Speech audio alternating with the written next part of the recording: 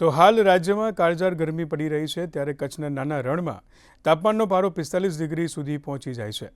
આવી વિષમ પરિસ્થિતિમાં ઘુડખર, નીલગાય અને અન્ય વન્યજીવોને પીવાનું પાણી મળી રહે તે માટે ઘુડખર અભયારણ્ય તંત્ર દ્વારા પ્રશંસનીય કામગીરી કરવામાં આવી રહી છે। રણ વિસ્તારની ધ્રાંગધ્રા, બજાણા, હળવદ અને આડેસર રેન્જમાં આવેલા અંદાજે 70થી વધુ અવાડા અને કુંડીઓને ટેન્કર દ્વારા નિયમિત પાણીથી ભરવામાં આવે છે।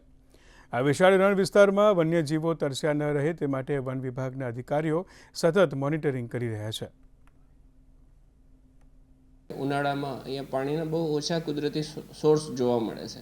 કેટલાક જૂના વન તળાવ હોય છે, બટ બાકી પાણી મળવું મુશ્કેલ હોય છે અને એટલા માટે ઘુડખર અને અન્ય જે વન્યજીવો છે એને નિયમિત પાણી મળી રહે એના માટે આપણે સાગરપાડા તદુપરાંત પાણીના આર્ટિફિશિયલ પોઈન્ટ બનાવેલા છે, જેમાં પાણીના અવાડા ખાસ કરીને આપણે નિયમિત રીતે ભરીએ છીએ।